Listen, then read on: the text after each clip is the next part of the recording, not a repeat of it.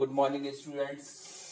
आज के इस वीडियो में हम आपके लिए लेकर आए हैं लीनियर मैग्निफिकेशन।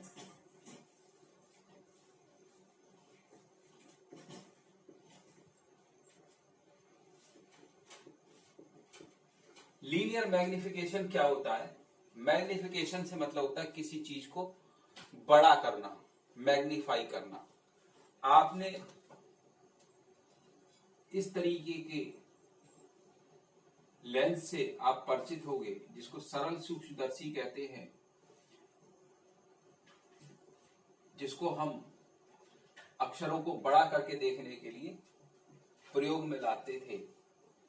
वो चीजों को बड़ा करके दिखाता था। इसी प्रकार रेखीय मैग्निफिकेशन का यहां पर अर्थ है रेखीय आवर्धन। उसको बड़ा करके करना। अब ये होता क्या है, ये वस्तु की ऊंचाई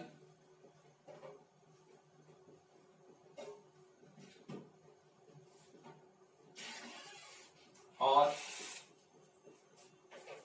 प्रतिबिंब की ऊंचाई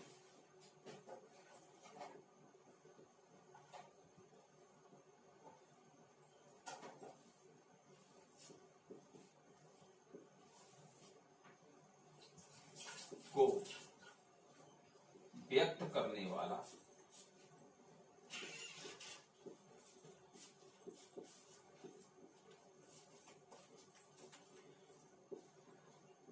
एक संबंध है। संबंध ना लिख के इसको लिखना चाहिए अनुपातिक संबंध।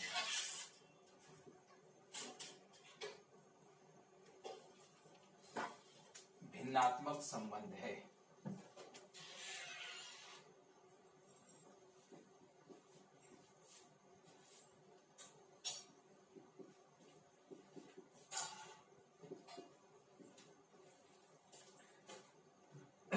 वस्तु की ऊंचाई और प्रतिबिंब की ऊंचाई। प्रतिबिंब की ऊंचाई को आई से या एच डैश से, वस्तु की ऊंचाई को ओ से या एच से। आई क्या है? प्रतिबिंब की ऊंचाई।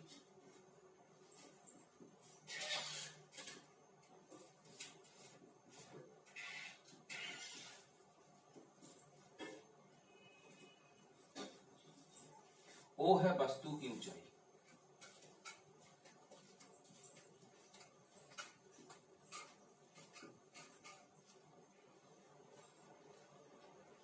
तो एम, लीनियर मैग्निफिकेशन को एम से दिखाते हैं।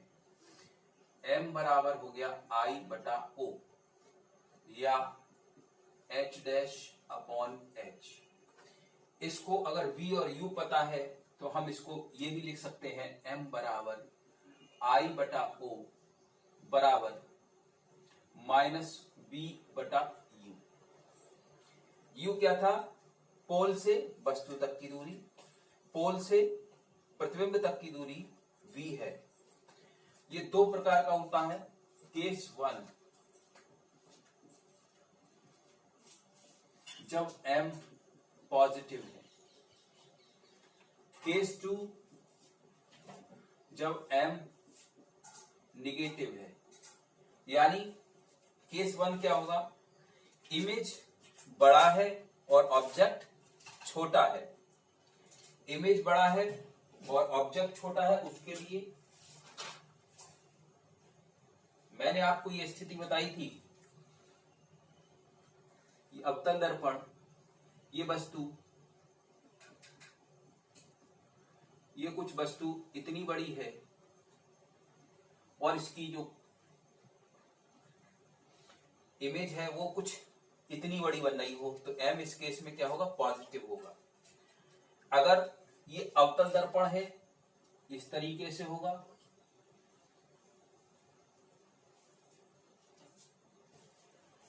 तो m क्या होगा? इस केस में निगेटिव होगा।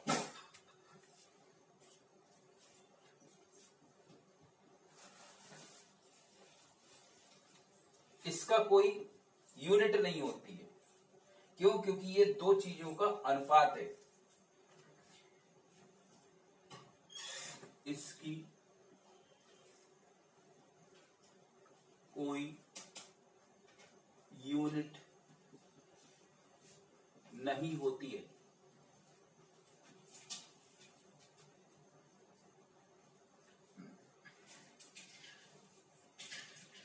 इससे पहले आया मैंने आपको गोली दर्पण के फार्मूले के बारे में बता दिया था। आइए एक छोटा सा एग्जाम्पल से इन सारी बातों को समझने की कोशिश करते हैं।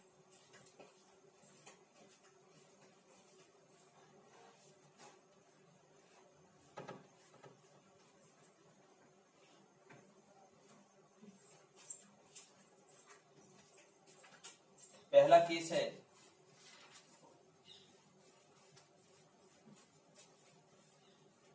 यदि R आपको दिया हुआ है किसी जगह 5 सेंटीमीटर, V दिया हुआ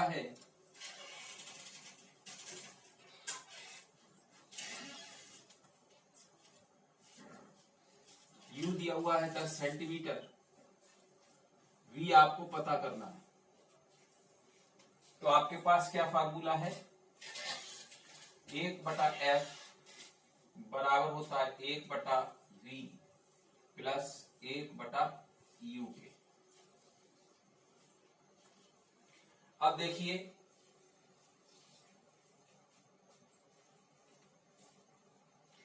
यहां पर हमें f चाहिए, v चाहिए, u चाहिए।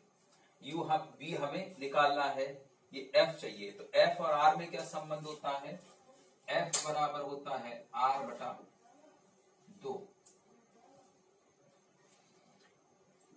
5/2 f बराबर हो गया प्लस 2.5 सेंटीमीटर। इसका मतलब ये क्या है? उत्तल दर्पण है, क्योंकि इसकी फोकस दूरी कैसी आ रही है? धनात्मक आ रही है। इसका मतलब u कैसा रखेंगे? यहां पर निगेटिव रखेंगे। ये कैसा दर्पण है? उत्तल दर्पण है।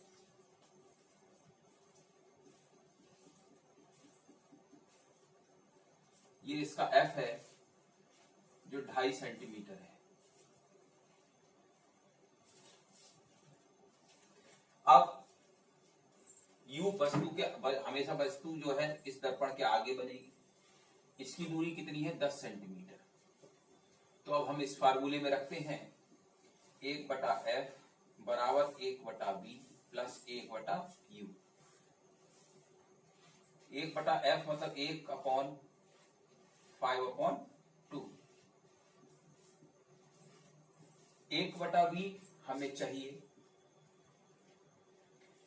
माइनस 1/10। इसको ऊपर ले जाएंगे तो जो डिनोमिनेटर में होता है वो न्यूमरेटर में हो जाता है, न्यूमरेटर में होगा वो डिनोमिनेटर में हो जाएगा। तो 5/2 है तो क्या हो जाएगा? 2/5 बराबर 1/v माइनस 1/10। इसको मैथमेटिकली सॉल्व कर लेंगे।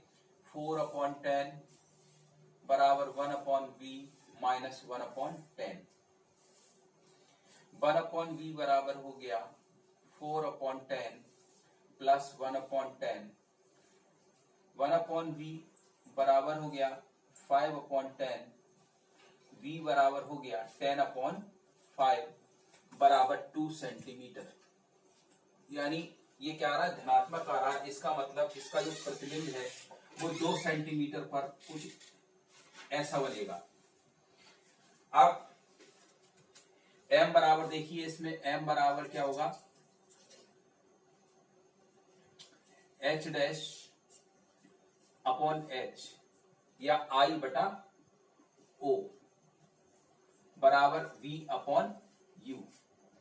m बराबर v कितना है हमारे पास? 2 सेंटीमीटर माइनस का। u कितना है हमारे पास? 10 सेंटीमीटर, यानी माइनस का 1/5 इसका आवर्धन हो गया। यानी प्रतिबिंब जो है वो वस्तु से 5 टाइम्स छोटा बनना है। इस तरीके से आप इस सवाल को समझ गए होंगे। अगर आपको इस सवाल को समझने में कोई दिक्कत आ रही है तो इसलिए एक बार फिर इसको रिवीजन कर दे रहा हूं। इस सवाल में R दिया हुआ था, U दिया हुआ था, V पता करना था। दर्पण का सूत्र लगाया 1/f बराबर 1/v प्लस 1/f। इस फार्मूले से हमने देखा कि हमें इस फार्मूले में U हम रख सकते हैं, लेकिन F हमें पता करना है। तो इसके लिए हमने जो पढ़ा हुआ है उसमें अपने दिमाग को खंगाला और फार्मूला पता किया कि F बराबर R/2 यहाँ पर रखकर हम F का संबंध निकाल सकते हैं।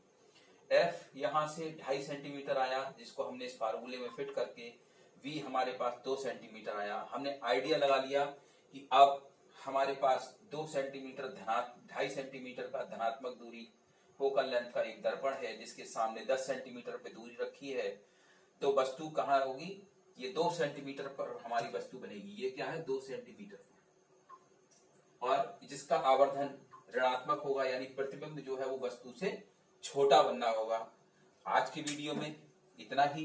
Keep learning, keep watching. Thank you.